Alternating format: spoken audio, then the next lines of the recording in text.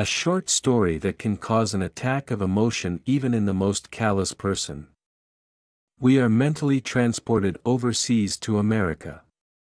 Washington County TN Animal Shelter. No matter how good the shelter is, it's just a shelter. It is good when tailed pupils are fed, treated, cared for and placed in good hands. But all people decide, or rather, their attitude to the case. The usual human indifference, the desire to understand and help. And let it be just a dog. A good friend of the author of these lines once aptly put it, a dog is also a human being. Perhaps we should agree with this statement, and now to the point. Roscoe the dog, the most common shelter dog. I came to the shelter very young, almost as a puppy. I even got a nickname here. He was picked up right off the street. The most common situation, absolutely predictable and everyday. But the shelter staff assumed that Roscoe was surrounded by some kind of mystery, some kind of understatement. He stood out sharply from all the other dogs. They seemed to be wide open. They were also picked up from the street, hungry, cold, emaciated. Pulled out of the clutches of the knackers. They were fattened and treated. The dogs were filled with gratitude for their salvation, tried to please, and made friends with someone from the staff. This is a normal natural reaction. Dogs feel kind to themselves and respond with even more kindness, but Roscoe wasn't like that. He had been living in the orphanage for 3 years, but he had not made friends with anyone. He was always on his own, apart. He always kept himself independent, emphatically on his own. He accepted the food, but did not show his gratitude. He just lived. I am alone against a big hostile world. The employees understood that Roscoe had asked everyone a difficult riddle that had to be solved by all means. But how to do it? Where to begin?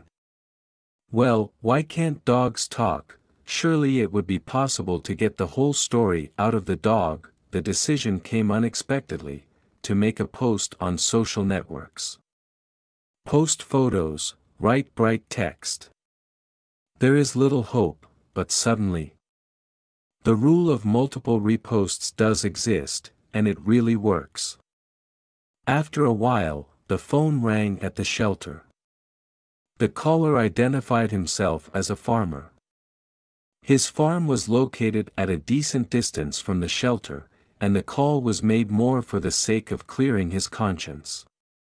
The bottom line is this: the beloved owner's puppy disappeared right from the farm 3 years ago. He disappeared into the water. They called him, searched for him, but there were 0 results.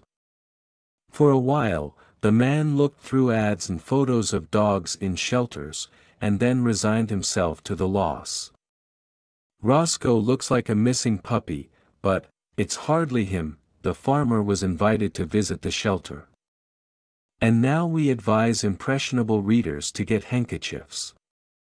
The man walked to the aviary, the workers opened the door, the dog seemed to shudder, stretched out, greedily sniffing the air.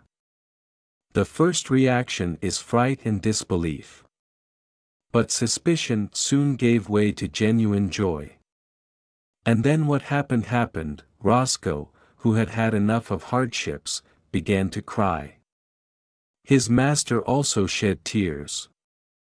A happy ending, a happy reunion years later, and Roscoe turned out to be not Roscoe. His real nickname is Runt, Shorty, in translation.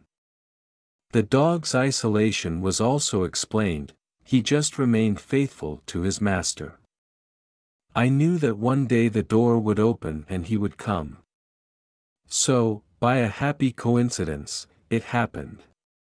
For the only time in 3 years, the sullen and unfriendly Roscorant allowed himself to be petted and hugged. And only a loving owner managed to do this, and no one else. A Christmas Story? Absolutely, yes. These two have earned their happiness. Now the faithful dog is already at home, on his native farm. Let's hope that all the troubles in his life are far behind him.